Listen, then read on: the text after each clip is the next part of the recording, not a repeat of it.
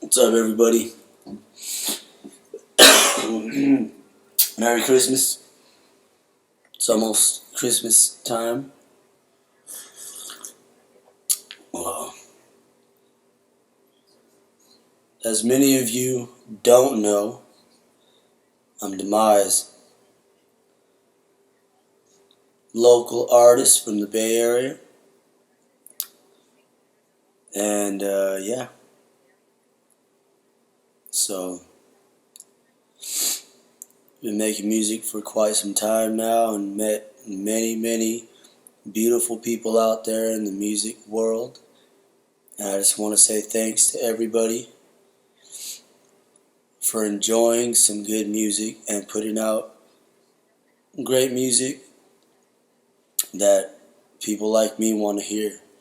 Now, I've been putting out music too, so, you know, it's tough at times, it's pretty hard, it's expensive, but we just gotta do it, so.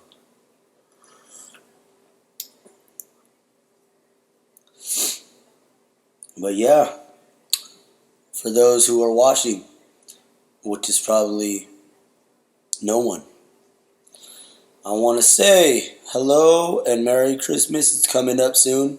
It's about a week from now, so yeah. So yeah, my name's Demise. Come from San Jose, California. Big city, and it's getting bigger and more people, and traffic sucks, and there's a lot of people who don't know how to drive, including myself, and it gets really crazy on the road. So yeah, South Bay, Bay Area, stand up, representing. Much love, nowhere else like the Bay Area, right? So, I've been making music for quite some time now, and mainly hip hop, rap, underground, real shit. Never been a fan of the radio. Radio sucks.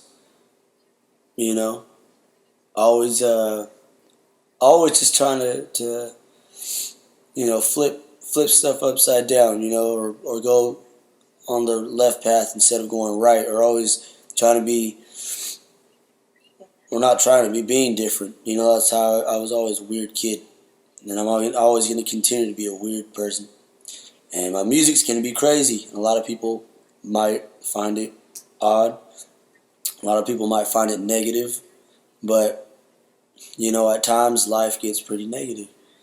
So your creations and your jokes, if you're a comedian, if your art, if you're an artist, your music, if you're a musician or an artist, is basically a reflection of your past, I believe. So, some of the artists with the best work,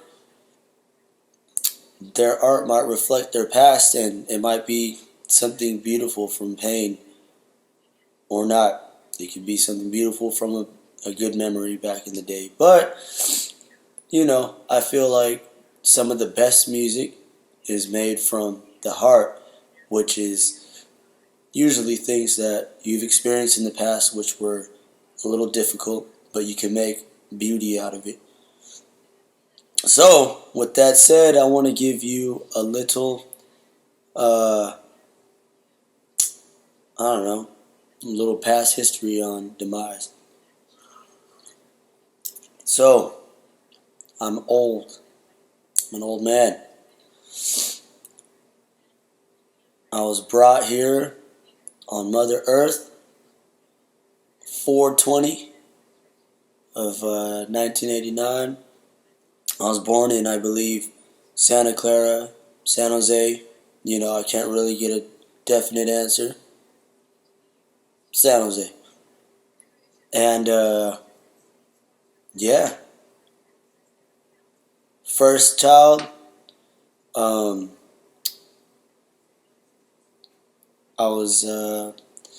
my mother was 17, just turned 18 years old. My dad was 15 years old when I was born. So, little age gap there. My dad was a sophomore in high school. My mom was a senior in high school,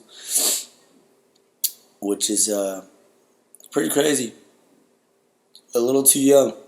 Babies having babies. Kids making kids. That's something that I do not condone at all. Because I was raised with parents that had me too young, and it kind of messed up things. Not gonna lie. So, yeah. So, young parents, their firstborn, and just kind of brought here. I call them out on it. I say, hey, I know it was an accident, but oh well. And they try to laugh it off, but I know.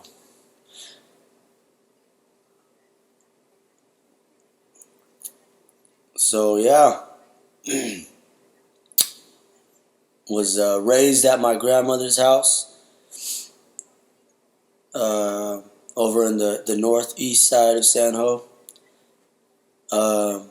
That's where I was raised. I was raised at my grandmother's house with my mom. She'd be going to work. I'd go to school, walk to school. My grandma would, I don't know, be home. I lived there with to anywhere from 9 people to, at the most, I believe it was like 13 or 14 people in the house at one time for years at a time. A lot of family friends. It was basically like a little motel at my grandma's house. Grandma, I love you so much. You're one of the biggest supporters ever. Big shout out to my grandmother, Norma Gonzalez. I love you. Yeah, so, from birth to my grandma's house, going to school, being a little punk, Pops wasn't always there. My mom was always gone working. They were young. They were trying to find themselves out with having me. So I kind of created my own little world, which was kind of cool. And then, so yeah, after that, just picked up skateboarding. Skateboarding was one of the funnest, just to get out, skateboard, and, good music, skateboarding. I was about freaking, 8 years old when my cousin in Morgan Hill, when he used to live there, he gave me a skateboard, a little Bart Simpson looking thing. He said, learn how to skate, man, let's go. Picked it up right away, just like that, a natural. Skating all through Morgan Hill.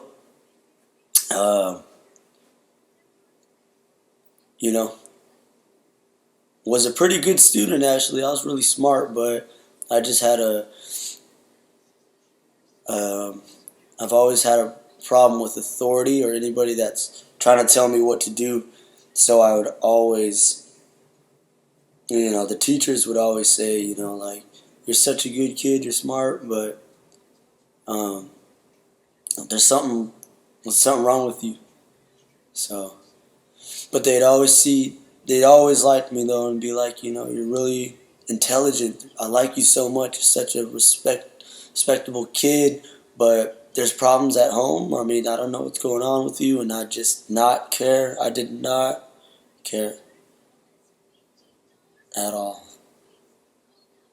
But when I tried my best, I would do good, but if one thing went wrong and I didn't like it, I just completely cut it out. So the potential was there. So yeah, um,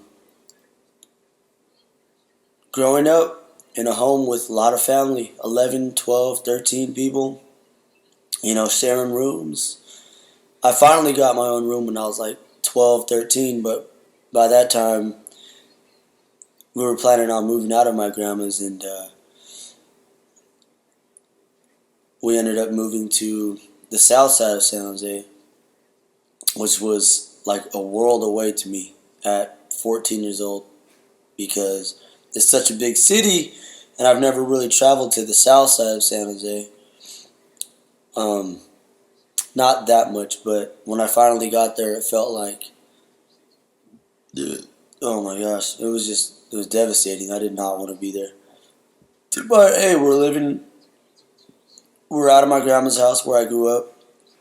We moved to a little apartment complex in the hood, and right next to DC Del Coronado Apartments, which was very drug infested. There was cops there every day.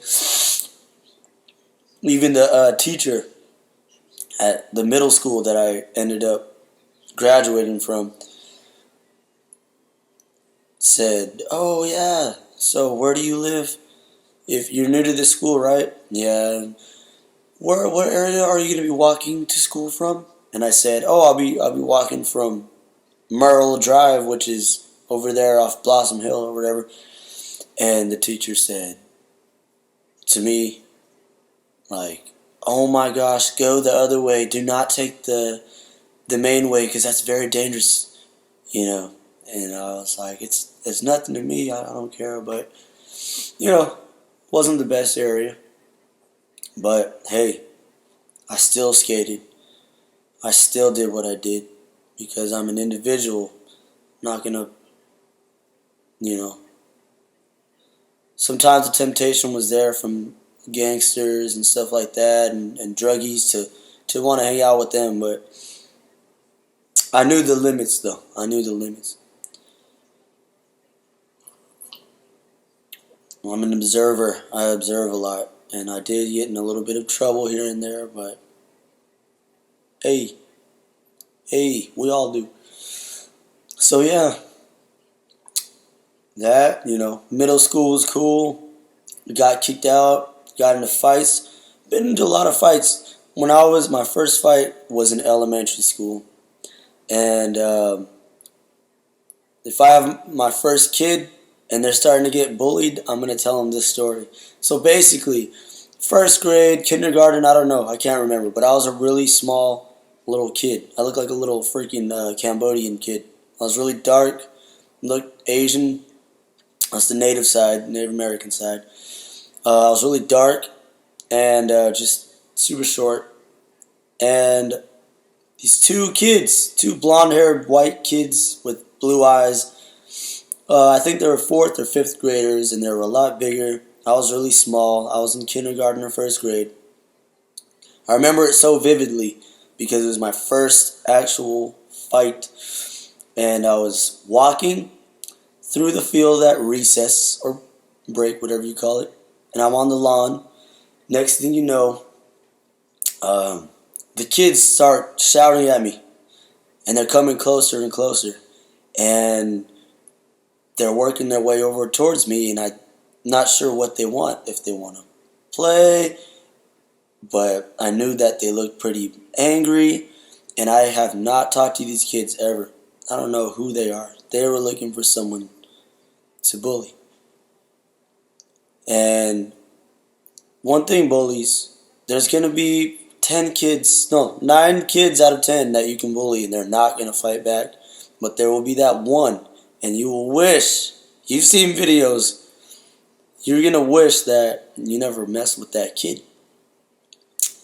So I was that one out of the 10, or wherever, out of the number, that fought back because they came over to me, and I was really small, first grade, whatever, and they start picking on me, Stupid kid with buck teeth, all crossed and freckles everywhere, and he's just like, "Hey man,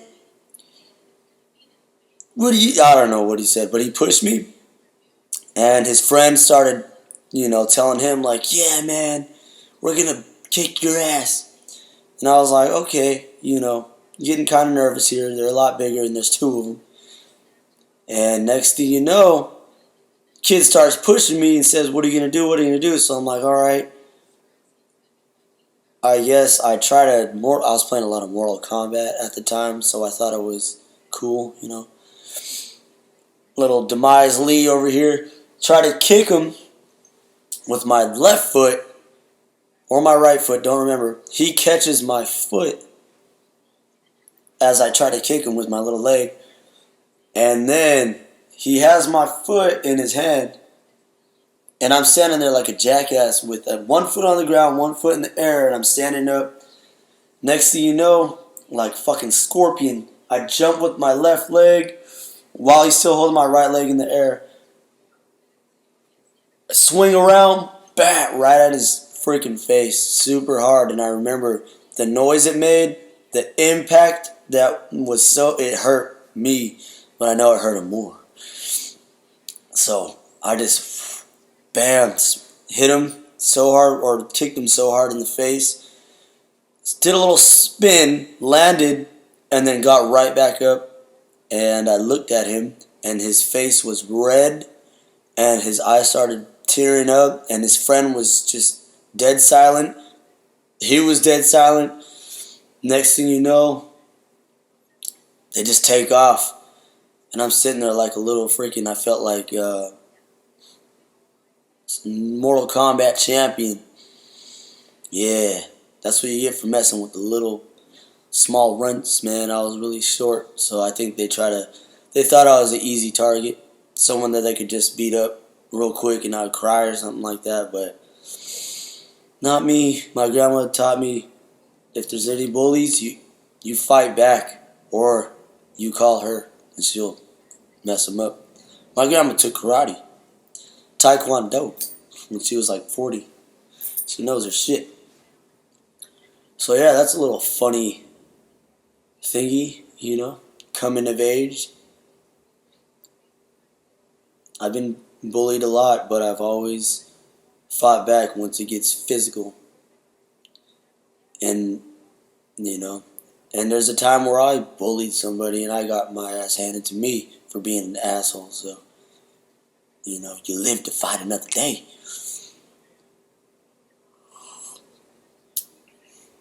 Yeah, so Bay Area living, we're out here making some good music, I think I started writing verses and stuff like that at 16 years old, 15, 16. Very Tupac influence when I was 15, 16. I was selling drugs too, making money. I didn't care about anything. Yeah, 16, 17. Selling drugs at high school, not giving a shit, failing. It was pretty bad. But it's what happens when you're growing up under certain circumstances that, you just don't really care. But I was, still living on the south side, selling drugs, making money. Got caught, and had to give all the drugs and all the money away, so that sucked. But it's a good thing now, but at the time it sucked. But it was kind of a relief anyways. I was like, you know what? I can't be doing this shit. And high school, let's talk about high school. Went to high school, made a lot of good friends there because I got along with everybody. If you were a nerd, I was cool with you. If you were gay, I was cool with you. If you were a gangster, I was cool with you. If you were fucking deaf, the deaf kids even, I'd be cool with the deaf kids. I'd just be like, yeah, man, you're cool. I don't know. I was cool with everybody because I'm It doesn't matter who, what color, anything like that. You're just a human being, and if you're cool, I'm cool with you. So yeah, but I didn't care about school with like graduation. I didn't go to the high school graduation. I didn't graduate from the high school. I got expelled. I got into an altercation with the kid that tried to bully me by sticking his hand in my face in art class. He stuck his hand in my face 2 times. And after the second time, I grabbed him and I threw him against the wall and flipped out, you know. And then I grabbed a weapon and I threatened him. And the teacher just, took his ball to the office and said, I have to tell the counselors about what you said, because he threatened to take the other kids. It got serious, so I got suspended, which they said we're going to have a meeting with the whole district of San Jose. And I said, all right, you know what? Screw it. I'm going to go move back to my grandma's house. And I'm going to live at my grandma's again and go to the high school by her house, which I always wanted to go since I was a kid. But I didn't get to because I moved to the south side.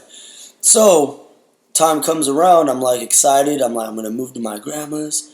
I'm going to go to the high school over there. They won't accept me. So I come to find out none of the high schools in San Jose will accept me because of what I did. And I was pretty bummed out, but I didn't care because, like I said before, once something happens and it's not to my liking, I'm just going to completely dismiss it and just be super, put that wall up right there. So I ended up going to continuation school. Met a lot of good homies there and shit, but fucked off. Got kicked out of there. Went to another continuation school, which is once a week. And I couldn't even fucking go to that. So my mom is like, she just had my little brother. I have 4 younger brothers, by the way. I'm the oldest of 5. Shout out to all my brothers. I love you all. Even though I can't see all of you at the same time, all the time, whatever, just, I love you. Alright? Damn it. Giving me a hard time over here. No. So then, next thing you know, my mom's saying, oh yeah, we're going to move. My little baby brother, brand new born. I'm 17. I got a girlfriend at the time. I'm going to high school. 1 day a week at the continuation school. I don't even want to go. I don't even care if I'm going to graduate. I'm supposed to be graduating. My mom's like, I'm moving to Roseville, Sacramento area. Are you staying or are you leaving? I said, you know what? I'm going to stay because it's boring out there. So I stay. She leaves. My little brother and her husband, they go. So I'm in San Jose by myself, 17, 18. So from 18 to like 24, I was on my own. I was raising myself. I got my driver's license pretty much on my own at 19 with the help of my lovely ex-girlfriend, which is, I still have a lot of heart for her because she helped me out a lot. But yeah, got my driver's license. Lived on my own, family, friends, stuff like that. But 17, 18, I was just like doing what I wanted to do. It was pretty fun, but I got into a lot of trouble. So, yeah. And, yeah. But let's wrap this shit up real quick. 19 years old, Rick 1, me, recording music on a 4-track. Rapping. on a 4-track, making beats on the spot, recording songs, and then I said, you know what, let's make this shit serious. So I started recording songs. I recorded over like 150, 200 songs on cassette. Complete songs with choruses, with dope beats. But my lyrics were a little whack because I was starting off. But that's practice, man. You just gotta keep going. Nothing's overnight. Nothing is overnight. Unless you win the lotto or you fucking make a deal with Satan. No, I'm just kidding. I don't believe in that shit, by the way. I don't believe in nothing. So, yeah. Nothing comes overnight if it's quality, whatever. So, 18, 19, making stuff under D-Man. I was D-Man for like 3 years, but then I was like, this is gay. So I changed it to Demise when I was 22. I was sitting there in the garage. Rick won. We've been drinking Eastside Juice. E&J. Cold night. It was fucking raining. It was like Halloween season. 2012, I think. It's like fucking 3 in the morning. I'm recording a song, and I'm feeling it. My voice was just like, I don't know. As an artist, as a rapper, you want to find your voice. My voice was cool. It was a nice little flow before, but I just wasn't feeling it after a while. I couldn't get it all the time. I did a little raspiness here and there, but that's just how my voice is. So next thing you know, I'm making the song. It's 3 in the morning in the garage at my grandma's house where I grew up. It's dark. It's scary. It's cold. There's cockroaches. There's bugs. There's spider webs. And I'm looking around and I just get this feeling like this is it. A revelation, whatever the fuck. And I just say, my voice, the way it came out, it's been the same ever since on every song, on my full album and all that. And it just flowed. And I was reading an article earlier that day about, I can't remember, but it said Demise in it. And I was like, all right, cool. Next thing you know, I said, Demise. That's the name.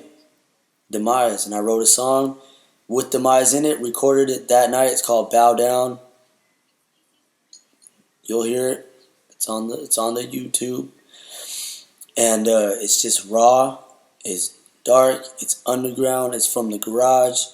It's real, man. Like, that's what music's about. It's from the ground up, It's from the ugliness and making just some good stuff out of it, So, yeah.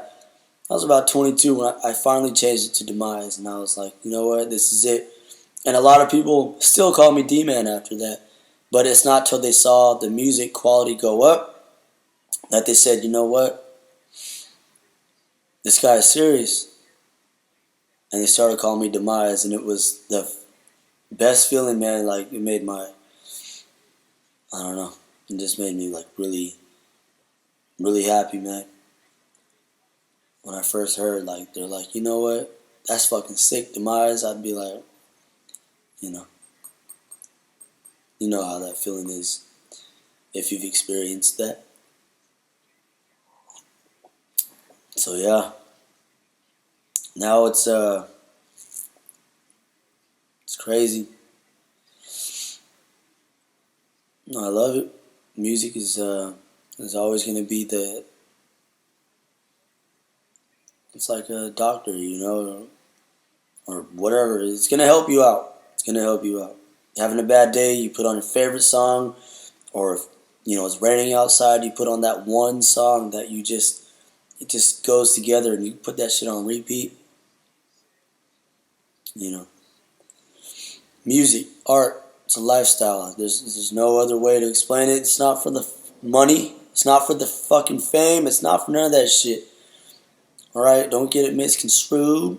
No, don't get it misconstrued. It's not about the fucking money. It's not about the money does come and the money does, it pays off. But when it comes to making music for the dollar sign or making music for people, for fame, You're doing it all wrong, you know.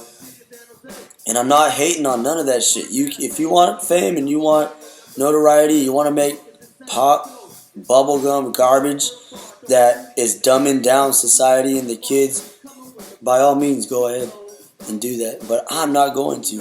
And I'd rather have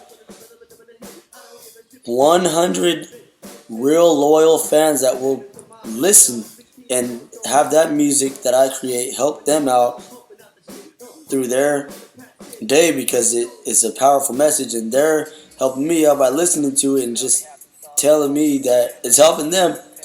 That's way better than having a million mindless idiots that are just listening to the beat and the chorus and they don't even know what the hell you're saying during the verses.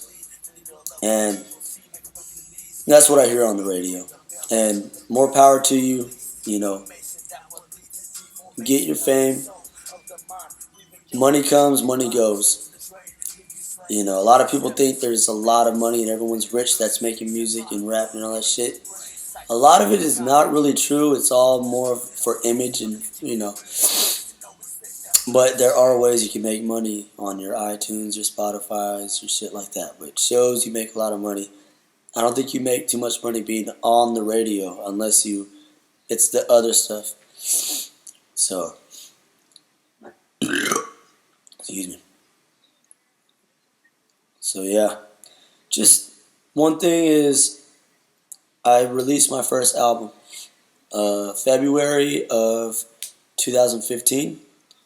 It's a self-titled release. 14 songs. It just says Demise on the damn thing.